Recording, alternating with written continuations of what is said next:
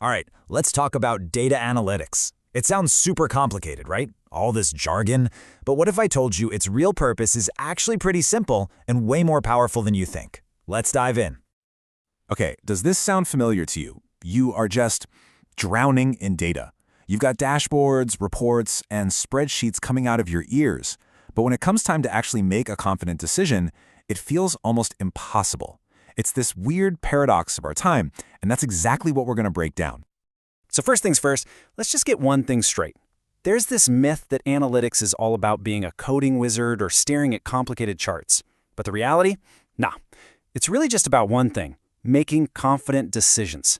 Think of it less like a calculator and more like a compass for your brain. This leads us to this huge problem I call the data dial's wisdom deficit. This is where so many organizations get completely stuck. It's like they're in a cockpit with 1,000 blinking lights and dials. They can see everything, but they have no idea which lever to actually pull to fly the plane. And this is absolutely crucial. The point of analytics is not to find some magical 100% certain answer. That doesn't exist. The real goal is just to reduce the uncertainty enough so you can take a confident next step. It's about moving forward without being totally paralyzed by all the options, It's about making a smart bet, not waiting around for a guarantee. So how do we actually do that? How do we go from a bunch of random data points to a smart, actionable decision? Well, you can picture it like a journey, a climb up a pyramid where we turn all that noise into actual meaning. Let's walk through it. Okay, check this out. This pyramid shows the whole journey perfectly. Down at the bottom, you've got raw data, a number like 20%. What does that even mean? Nothing, right? It's just noise. But then you add context, and boom, you have information. Sales dropped 20% in March. Okay, now that's interesting.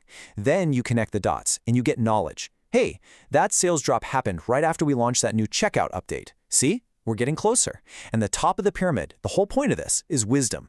That's when you decide what to do. Let's roll back that update and try something else. That right there, that's the whole game, turning data into a decision. All right, to make that climb up the pyramid, you can't just wander around aimlessly. You need a map, a blueprint. You need a structured way to think so you don't get lost in a sea of numbers. This is basically the toolkit for becoming what I like to call a data detective. And rule number one for any good data detective is simple, but so many people get it wrong. Start with the question, not the metric. Seriously, your most powerful tool isn't some fancy software, it's your brain. It's your ability to ask a really good, sharp question. The tools just help you hunt for the answer. And here's that blueprint I mentioned. It's a framework called RTCS. Sounds fancy, but it's just a super useful checklist. Let's go through it. R is for role. Who are you? What hat are you wearing? That frames everything. T is for task. What is the one specific question you're trying to answer? This is huge for preventing your project from spiraling out of control. C is for context. What else is happening in the world? Maybe sales dropped because a huge competitor launched a sale. S is for sources. Where is this data from? Is it any good? Can you actually trust it? And finally, E is for expected outcome. What are you actually going to deliver? A quick email? A full-blown dashboard? Nailing this down at the start is how you avoid doing a ton of work that just sits on a shelf and never gets used. Okay, so you've got your blueprint. You're ready to go. But the path ahead is filled with traps. These are really common mental mistakes that can trip up anyone, no matter how smart they are. Let's look at 4 of the biggest ones so you can avoid them. First up, the big one, the classic. Correlation is not causation. You've probably heard this, but it's so important. Just because two things happen at the same time, it doesn't mean one is causing the other. The perfect example is ice cream sales and shark attacks. They both go up in the summer. Does eating ice cream make you more attractive to sharks? No, of course not. There's a hidden factor, the summer heat, that's causing both. You've always got to be on the lookout for that hidden why. All right, trap number 2 is called survivorship bias. And this one is sneaky. We humans love a good success story, right?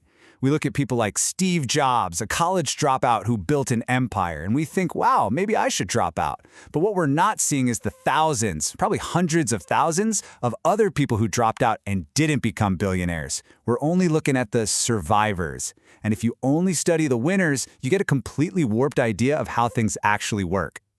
Next up, we have the trap of vanity metrics. Oh, these are seductive.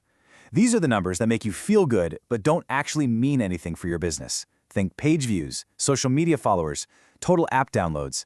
They look impressive on a slide, but they don't tell you if you're actually succeeding. What you really need are actionable metrics. Things like your conversion rate or how many customers you keep over time. Those are the numbers that tell you the real story of your business's health.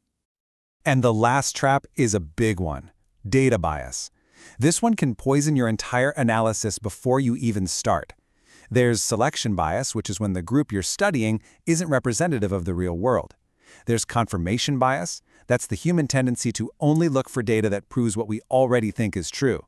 And then there's the historical bias, where your old data is full of past prejudices, which then get baked into your conclusions. You've got to be so careful with these. So, you've got your framework, you've dodged all the common traps. What's left? What's the real endgame here? Well, it's not some fancy number or a complicated chart. The ultimate goal of any analysis is to tell a story that's so clear and compelling that it actually makes people do something. And this is where that whole data detective idea comes full circle. See, a detective doesn't just dump a box of clues on the chief's desk. No way. They piece it all together, they figure out what's just a symptom, like falling sales, and what's the real root cause. And then they present a clear, convincing case to the people who can make a decision. That's your job. And you know what? There's a super simple but incredibly powerful tool for doing just that. It's called the ABT framework.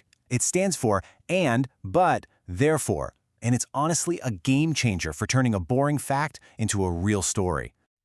Here's how it works. It's so easy. You start with "and" to state a fact. We have a ton of traffic coming to our website.